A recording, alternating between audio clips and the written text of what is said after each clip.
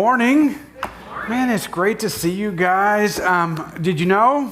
Only 15 days until Christmas. 15.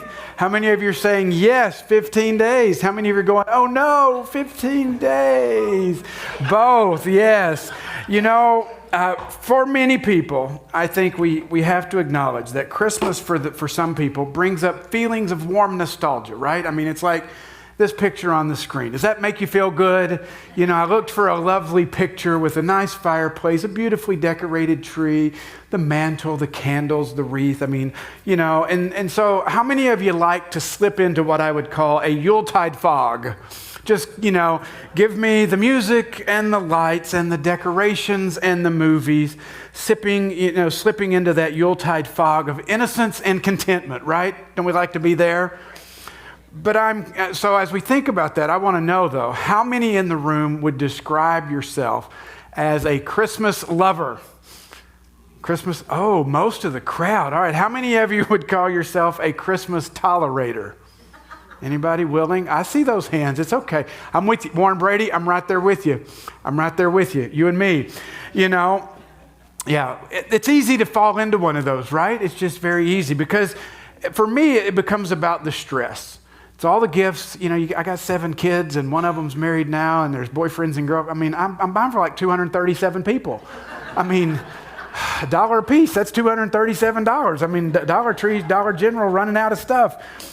You know, but it creates stress. And, you know, not only that, but then it's like the stress of receiving gifts sometimes. Anybody recognize that stress? You know, when someone gives you something and you have to look at them and go, I love it. Thank you. Remember as a kid, like I was like between probably 7 and 9. I don't remember. It was a long time ago. Went to my grandparents' house and we unwrapped gifts, you know, there. And there they were, what I'd always wanted, a pair of army green socks. Thank you. What a 9-year-old boy desires. You know, we go to bed dreaming about socks, you know. But I will say socks are at least an easy gift, you know, because sometimes if we're not careful, we can give gifts that end up costing people. Now, have you ever gotten one of those gifts before? A gift that just, you know, keeps on giving?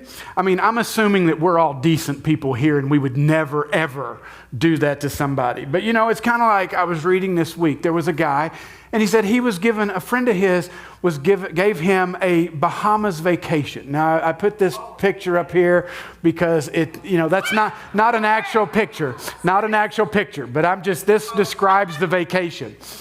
So he talks about this vacation and, you know, he says, you know, this person, his friend, former friend at this point, I'm sure, got a great deal on this vacation. But then you see where this is going, right? Because the gift of a vacation didn't include airfare that he had to pay for.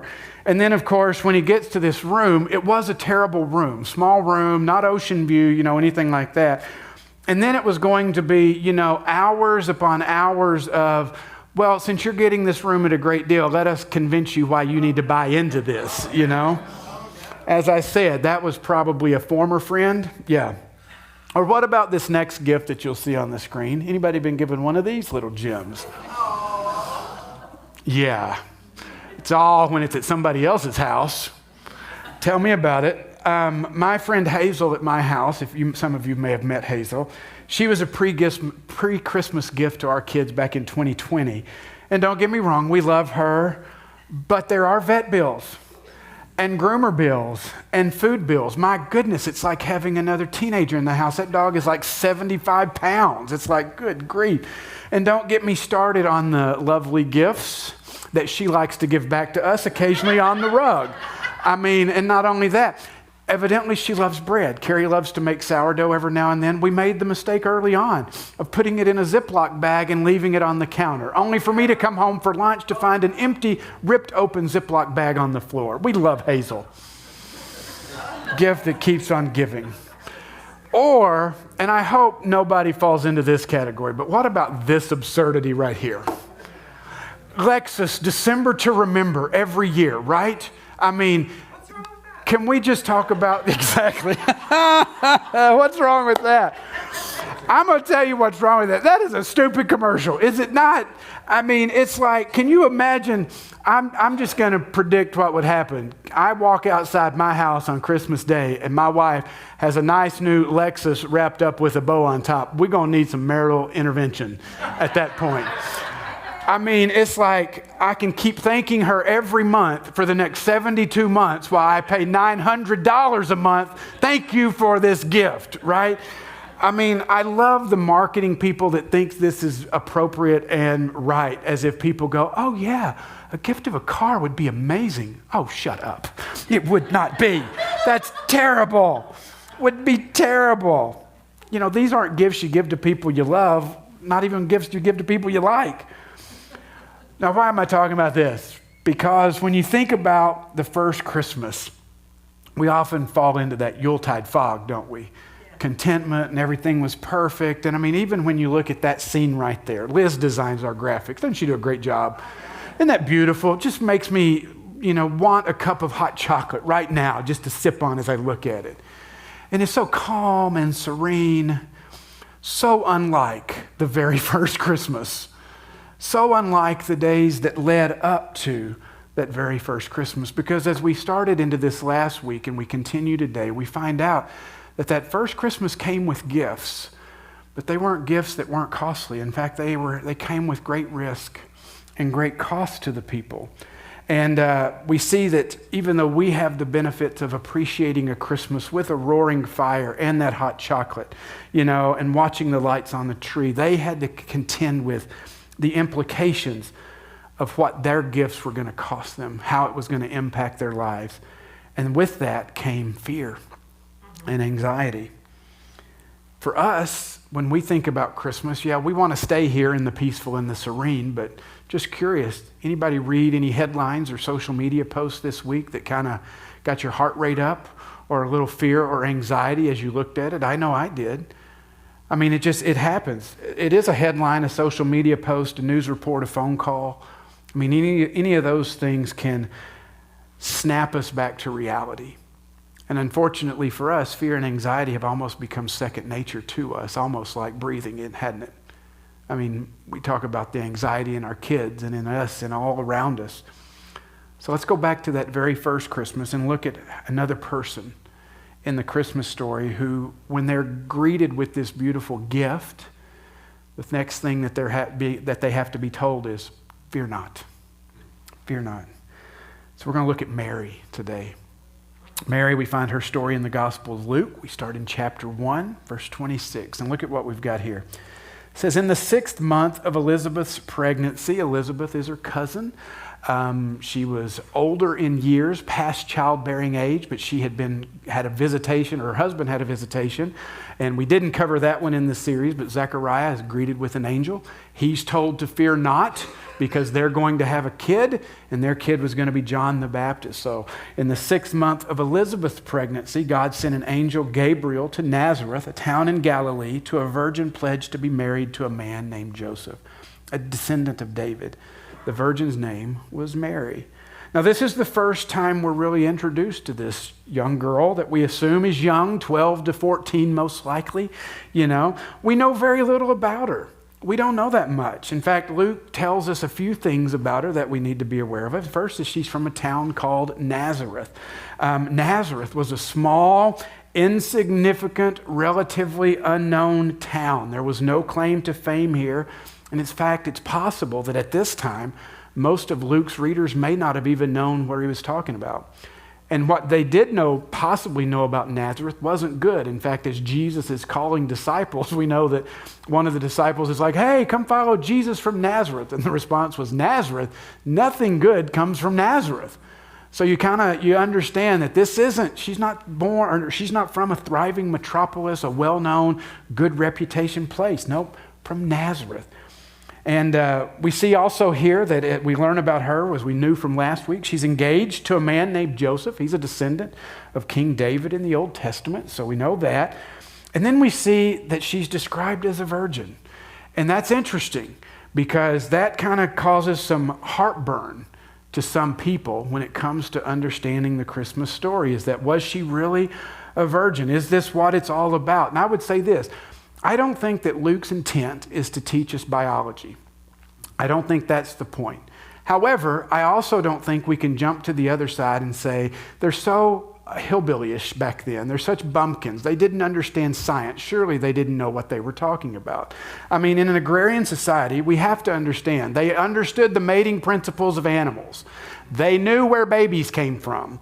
And as we're going to read in just a moment, Mary even makes this claim about herself that she was a virgin. And so for some people, this becomes problematic. But is it? Should it be? I don't think so. I mean, really, we have to be pretty honest. This is not the most problematic part of our faith. I mean, we do ground our faith in the death and resurrection of Jesus Christ and his coming again. There's a lot more things that can be problematic. We believe that God created all that is, and there may be discussion about how he did that, but we believe that God to be the source of all creation, and he created something from nothing. And why, if we believe God did that, do we believe it's impossible for him to create a baby in Mary's empty womb? As I said, for whatever reason, I think Luke does intend to see this as a virgin birth. Why? Because I think when you put it next to the story we didn't read, if you go back in chapter 1 of Luke, you read the story of Elizabeth and Zechariah, and you understand there's a miracle taking place there. It's the miracle of a child being conceived to someone far beyond childbearing years. I think what Luke may be trying to do here is not solve a biological puzzle, but trying to show us that God is doing something even more miraculous. There's something more incredible about to take place, that God is going to overcome. With Elizabeth, he overcame infertility and older age, but now he's going to even overcome a greater obstacle, the lack of a man. And isn't that amazing? So those are the things we know about her at this point. Not too much. Let's keep reading. It says, the angel went to Mary and said, "Greetings, you who are highly favored. The Lord is with you." Mary was greatly troubled at his words and wondered what kind of greeting this might be. But the angel said to her, "Do not be afraid, Mary. You have found favor with God. You will conceive and give birth to a son, and you are to call him Jesus, for he will be great, and he will be called the Son of the Most High. The Lord God will give him the throne of his father David, and he will reign over Jacob's descendants forever. His kingdom will never end." Now, when you look at what troubled Mary, what was it that troubled her? It's not really what you think. Because I think we would assume, well, angels are scary things, and so she must have been fearful of an angel visit. That's not it. Well, she's just been told she's going to have a baby that's going to, God's going to give her a baby, even though we'll read in a moment, she's never known a man. But really, we haven't got there yet. That's not what troubles her. Did you see what actually troubled her? It was the message, "You are highly favored. The Lord is with you." Now, you are favored just means God is going to show his grace to you. Why do you think that message was troubling? Why were those words something that caused fear in Mary? What do you think? It separates her from her peers. Sure. She's considered to be greater than, and that's really... It's frightening, isn't it? Yeah. Sometimes we just want to fly under the radar, don't we? Yeah. We want to just, let me do my thing. I mean, think about it. You're married, you're 13 to 15 years old, however, and this was the cycle of life for young women at this time. She's got a guy that's engaged to be married. She's looking forward to the wedding. She's looking forward to having kids. That's not even a thing. She's like, but all in due season, right? To set up house, to become a wife and a mother and all these things. This is, ladies, I'm sorry, this was the height of what you got to look forward to in life back then. But for a young girl, this would be it, and this would be the thing. And then you have an angel visit you, an angel, which is just a messenger from God, come in and say, "You are highly favored." I mean, I don't know about you, but for me, I might sit and think, who, me? Me? You got the wrong house. You need to go down the street a little bit. I'm a nobody from nowhere. Why in the world would God possibly show grace to me? That would be my thoughts, and I assume that's probably what Mary's thinking as well. But isn't that exactly the point? Isn't that exactly how God usually does stuff? To be favored does not mean privileged in terms of money or power. It doesn't mean that she is sinless. It doesn't mean that she, has done something to merit God's favor. It doesn't depend upon her sinlessness, her worthiness, or her talent. God has just chosen her because that's what God does. Maybe this language bothers her because she's heard the stories. I mean, if she grew up listening to the stories of the Torah, of the Old Testament, of the things, of the stories of the great men of faith, what happened with those individuals? They had God's favor, didn't they? God said, I will be with you, to people like Noah and Gideon and Hannah and David and Moses and Jacob and Abraham. I don't know about you, but I don't know that I want my name put in that list. Those are giants of the faith. Father Abraham, the father of them all, is what they would believe. And God was with him, and God showed him favor. And how are you equating me to Abraham? And not only that, I know what you asked those people to do. I know what Abraham had to pick up and leave the life that he knew, the family that he knew, to go somewhere that he didn't know. Moses was called to step into the court of Pharaoh and say, God has said, let my people go. And he had to walk with those complaining, grumbling group of people for 40 years, all because God visited him and said, I'll be with you. I don't know. Looking at it that way, maybe those 11 words that the angel spoke to Mary carry a lot more weight and impact than we might think. Maybe we would see these words as troubling as well, to be put in that same category with some of those giants of the Jewish faith. So as you can imagine, Mary hearing these words might raise some questions. Let's keep going. Mary says, how will this be? She asked the angel, since I am a virgin. The angel answered, the Holy Spirit will come on you, and the power of the Most High will overshadow you. So the Holy One to be born will be called the Son of God. Even Elizabeth, your relative, is going to have a child in her old age, and she, who was said to be unable to conceive, is in her 6th month. For no word from God will ever fail. I mean, I don't know about you, but are you picking up on the language of the angel here? Things like the Most High, the Son of God. I mean, not necessarily words you think are going to be comforting, right? It's okay. The Son of God will come from you. Wait, whoa, what? It's hard. Let's just be real. Having a child is hard enough. There are questions, there are difficulties that come with parenting children. And now you're telling me that I'm going to have to parent, to deliver, to mother the Most High, the Son of God, this baby? And not only that, just to get over this idea that the Son of God is coming as a human.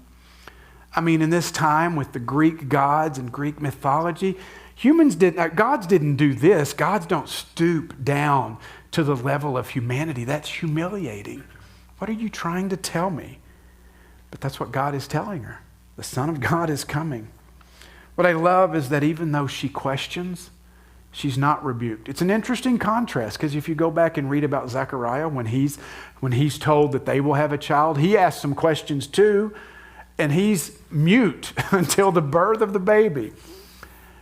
Mary asks questions. There must have been something about the way she's asking, with an open mind, not a refusal, not a refuting, just looking for understanding. And nothing about this gets easier for Mary. Nothing about it. When she hears how, the Holy Spirit will move on her. She'll be overshadowed by divine power. Kind of get images, reflections of Genesis in this. Genesis 1:2, when the Spirit of God hovered over the void and the water, we kind of get that idea of this is what's going to happen with Mary. God himself, the Creator, will surround her with his sovereign power. And this isn't some crude or lewd sexual encounter like you hear about with Greek mythology.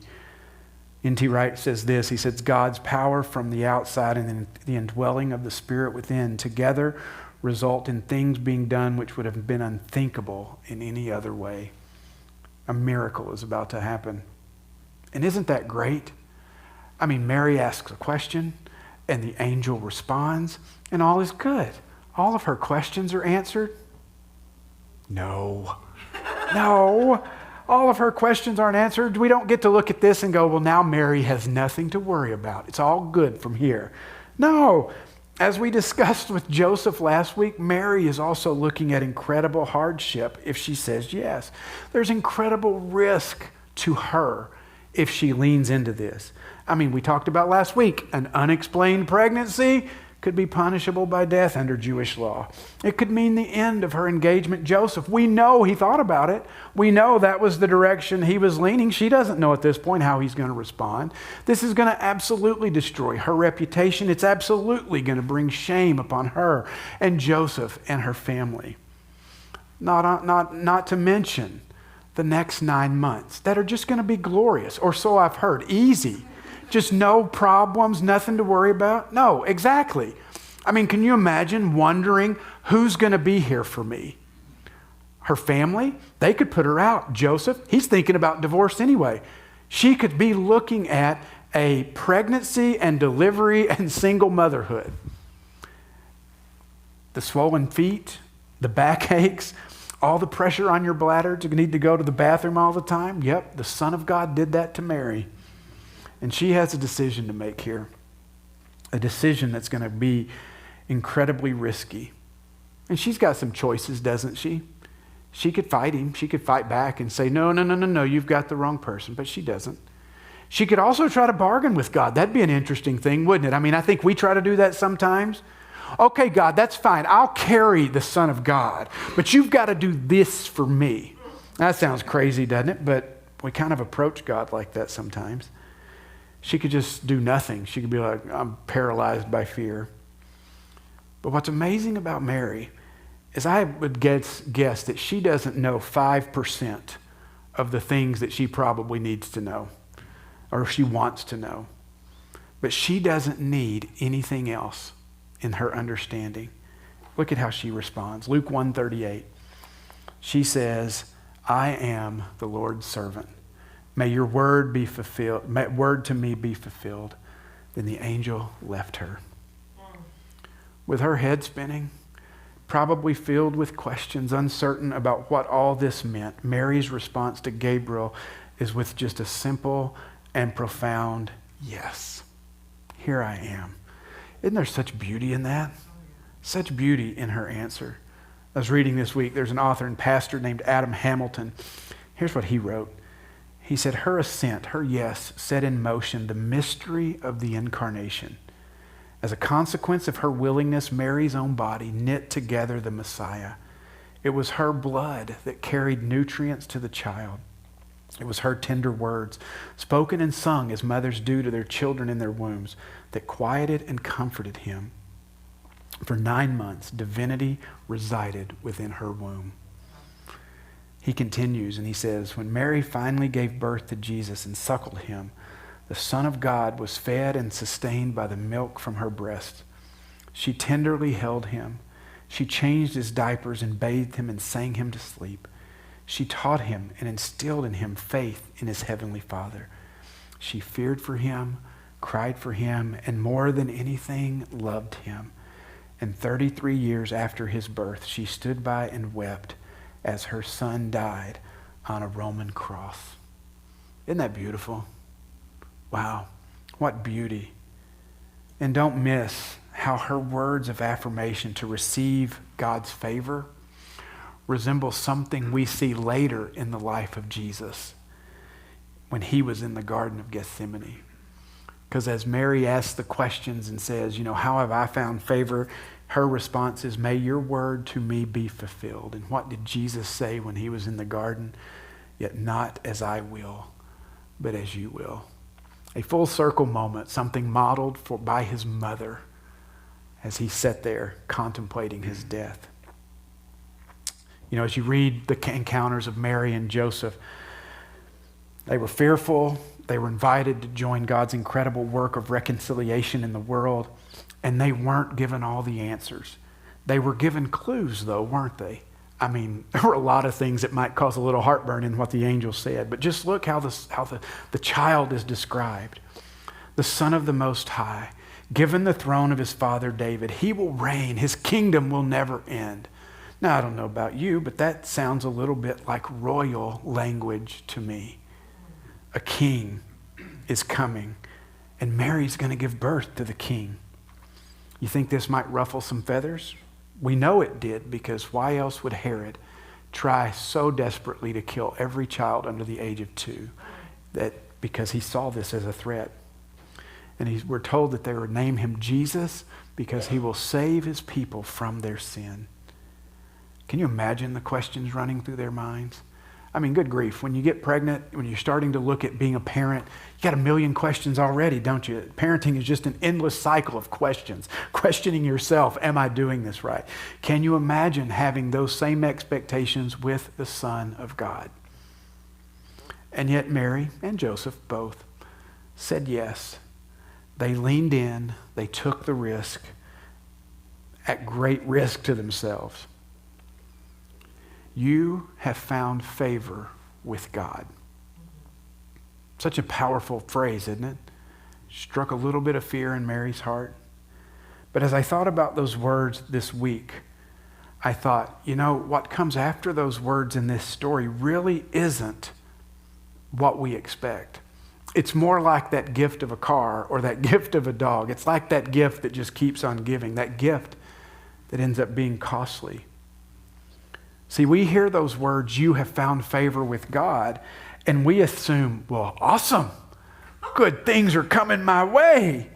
That means a good job and a good salary and good health and a perfect family and status in my community and people looking up to me. And well, at least that's what the TV preachers tell us. You see any of that in Mary's story? No. The favor of God does not look like what we have tried to tell people it looks like today. In fact, it's quite the opposite. And I can't help but wonder if there's a disconnect between what we see being favored by God means versus what it actually is. We've kind of distorted it a little bit, haven't we? Why? Because we want it to make sense. We want to make following Jesus appealing. So we tell people, it's easy. Just come on. No trouble. That's not Mary's experience, is it? You found favor with God, Mary, and it's going to change the course of the rest of your life. I think God says that to us too, but are we willing, like Mary, to say yes? We get to that moment where we're faced with that decision.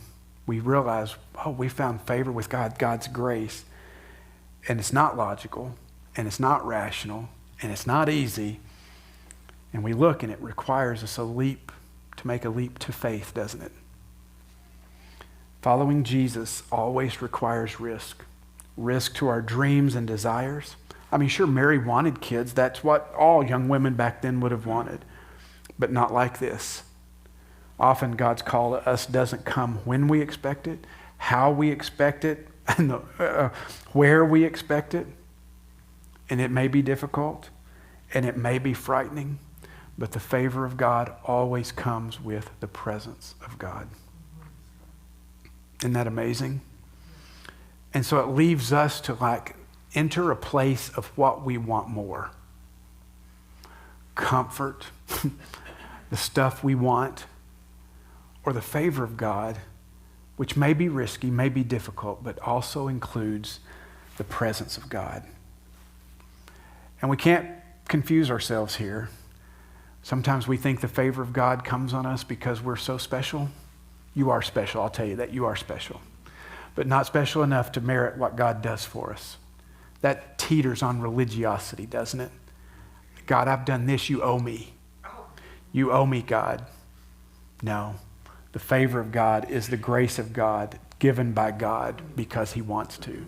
Lavishly poured on us, freely given to us. And it leaves us with that question of how will we respond?